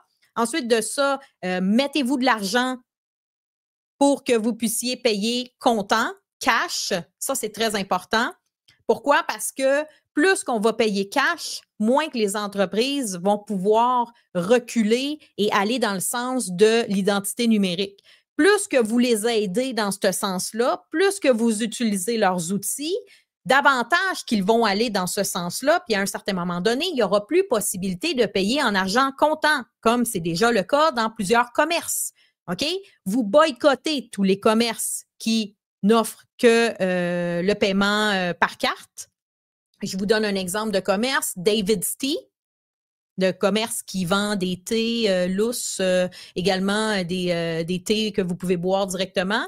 Donc, David's Tea n'accepte plus l'argent comptant. Donc, moi, je boycotte complètement tous ces commerces-là. Alors, n'oubliez pas que payer en argent comptant, c'est la liberté. C'est également pour vous la possibilité de rester anonyme. Hein? Vous donnez 20 $, le gouvernement ne sait pas que c'est vous qui avez donné 20 $ pour acheter cet item-là. Ça reste totalement anonyme. Le gouvernement va savoir que vous avez retiré 100 $ de votre paye, mais il ne saura pas où est-ce que vous allez le dépenser. C'est ça, c'est très important. Je ne sais pas pourquoi les gens n'ont pas pris cette habitude-là, parce que déjà, avec la carte bancaire, c'est possible de tracer vos transactions. Donc, essayez le plus que possible de rester dans l'anonymat. Là, si vous me dites, ouais, mais là, moi, j'ai rien à cacher, c'est pas la question d'avoir quelque chose à cacher, c'est la question de garder son pouvoir. C'est ça qui est important. Ensuite de ça, une autre solution qui ne plaira pas à bien des gens. Débarrassez-vous de votre téléphone intelligent. Vous pouvez le garder à la maison, votre téléphone intelligent, faire vos trucs à la maison si vous faites des petites vidéos, du montage, jouer à des jeux, peu importe. Ça, c'est pas problématique. Pourquoi se débarrasser de son téléphone intelligent? Parce que le téléphone vous espionne, premièrement, et ils ont besoin que vous ayez accès à Internet. Donc, ce que les gens font, comme je vous ai montré tout à l'heure avec l'Angleterre, maintenant, les gens, ils vont échanger avec des vieux téléphones sans Internet pour que le gouvernement ne puisse pas leur exiger d'avoir une application. Ben non, mais mon vieux téléphone flip-flop ou Nokia, j'ai tout simplement plus Internet. Il y a des téléphones cachers aussi qui se vendent. Parce que certaines communautés juives ne peuvent pas avoir accès à Internet sur leur téléphone. Donc, achetez un téléphone où vous ne pouvez pas avoir Internet, tout simplement. Alors, quand vous avez ce téléphone-là, le gouvernement, peut-être qu'il peut vous tracer, mais il ne pourra pas vous obliger à télécharger une application. Si on revient à l'ancienne, le gouvernement a beaucoup moins de pouvoir. Ça, c'est une solution, OK? Soutenez tous les trucs décentralisés, comme là, c'est ça, je tombe un peu dans le technique. Là, il y a les blockchain technologies, par exemple Bitcoin. Bitcoin, c'est fait sur une technologie décentralisée. Donc, c'est le contraire de centralisé, ce qu'ils veulent faire avec l'identité numérique qui va être centralisée. Donc, soutenez toutes les initiatives décentralisées. Et bien évidemment, une des dernières choses qu'on peut faire, c'est d'en parler, comme je l'ai dit. Premièrement, informez-vous, mais parlez-en également. Parlez-en aux jeunes autour de vous. Parlez-en à vos enfants, vos adolescents. Faites-leur comprendre c'est quoi les dangers de l'identité numérique, Puis, justement, tu sais, c'est quoi que ça implique tout ça, hein, au niveau de la surveillance, au niveau de la sécurité de vos données. C'est important qu'eux comprennent ça parce qu'ils vivent dans ce monde-là. Ils ont été élevés dans un monde ultra numérique, ultra technologique. Donc, il faut leur faire comprendre parce que si vous ne leur faites pas comprendre, c'est pas la société qui va pousser dans ce sens-là. Donc, on est peut-être, nous, la dernière génération, on n'est pas peut-être, on est la dernière génération à ne pas avoir eu Internet durant notre enfance. Donc, pensez qu'eux, ils vivent, ils grandissent là-dedans. C'est super important de leur faire comprendre les enjeux par rapport à la liberté. La liberté, comme je l'ai dit, c'est la base. C'est la base de la Constitution, des droits et libertés. Si vous n'avez pas la possibilité de vous exprimer, si vous n'avez pas la possibilité de vous déplacer, vous perdez votre liberté totale, OK? Puis moi, s'il y a quelque chose qui est très important pour moi dans la vie, c'est la liberté. C'est une valeur fondamentale. Hein? Liberté, si on n'a pas de liberté, la vie devient sombre et très grise. Alors, voilà pour ça. J'espère que vous avez apprécié l'épisode d'aujourd'hui à Sortons de la Matrice. Si vous avez apprécié, n'oubliez pas de mettre un thumbs up. Et également, si vous croyez que cette vidéo pourrait être utile, n'oubliez pas de la partager afin d'éveiller les consciences, d'aider le plus de gens que possible à comprendre de quoi il s'agit exactement. Alors, si vous avez, vous, des solutions qui sont différentes, peut-être que vous avez pensé à des choses, n'hésitez pas à écrire ça dans les commentaires, que ce soit dans le chat ou que ce soit dans les commentaires après que la vidéo soit diffusée en direct. Moi, ça fait toujours plaisir pour moi de vous lire. Des fois, quand on est plusieurs libres penseurs, on arrive à des solutions, on arrive à des idées auxquelles je n'avais peut-être pas pensé. Donc, c'est très important de s'unir ensemble, d'unir nos voix ensemble et chacun de notre côté de faire nos choses. Hein, parce que souvent, on dit, j'espère qu'il va y avoir une révolution, j'espère qu'il va y avoir un mouvement, des protestations, des manifestations. Mais une chose certaine, c'est n'attendez pas après ça pour que ça avance. Si tout le monde individuellement fait ces choses, si tout le monde refuse, qu'est-ce qu'ils vont pouvoir faire? Ils vont faire comme au Vietnam, 86 millions de comptes bancaires qui vont être désactivés, OK? Puis c'est quoi qu'ils vont faire après ça? Ils vont mettre l'économie à terre parce que 86 millions de personnes qui vont pas travailler parce qu'ils peuvent pas avoir accès à leur compte bancaire, on a un problème, hein? Vous comprenez? Donc, à ce moment-là, c'est vraiment d'être droit, de se tenir, de faire un peu comme qu'est-ce qu'on a fait durant la période de la pandémie, c'est-à-dire qu'on s'est tenu debout. Hein? C'était difficile pour certains. Là. Il y en a qui ont perdu leur emploi. Il y a des comptes bancaires qui se sont fait geler durant le convoi des camionneurs. Il y a plein de gens qui se sont fait censurer. Même moi, je me suis fait fermer plusieurs de mes comptes de réseaux sociaux. On était dans une période ultra totalitaire. Donc, ça, c'est un avant-goût, là. Rappelez-vous de qu'est-ce qui s'est passé. Si vous voulez pas revivre ça, il faut qu'on continue d'être ferme. Il faut qu'on continue de rester debout et droit et de dire non. Do not comply, OK? Ne vous pliez jamais, jamais, jamais, jamais. Devant le totalitarisme, on n'est pas à armes égales. On n'est pas comme, oui, mais on va essayer de discuter avec le gouvernement. On ne discute pas avec un gouvernement totalitaire. On fait comme le Népal. On en parlera peut-être éventuellement, mais avez-vous vu ce qui s'est passé au Népal? Ils ont renversé le gouvernement. Là. La population a fait comme « wow ». C'est ça. Sans nécessairement être dans la violence. Moi, je ne prône jamais la violence. Puis de toute façon, vous savez, l'objectif de l'émission, c'est pas de vous dire de faire la révolution ou quoi que ce soit. Par contre, il faut qu'on se tienne. Se tenir debout, là. Ayez confiance. Ayez confiance que tous ensemble, chacun de notre côté, on va faire les bonnes choses, on va prendre les bonnes décisions. Essayez pas de convaincre monsieur, madame, tout le monde qui croit que c'est une bonne solution, l'identité numérique. Ces gens-là vont rester endormis. Ils verront pas le danger potentiel. Des fois, vous pensez que c'est des vraies personnes, mais c'est des bots. OK? Sur Internet, il y a des bots là, pour favoriser la propagande. Mais vous, Vous savez qui vous êtes, vous savez c'est quoi vos valeurs, vous savez c'est quoi l'identité numérique, les dangers que ça implique. Alors, tenez-vous droit et continuez, dénoncez, dénoncez et dénoncez. Sur ce, merci d'avoir été là. Je vous aime. Faites attention à vous autres. Ciao!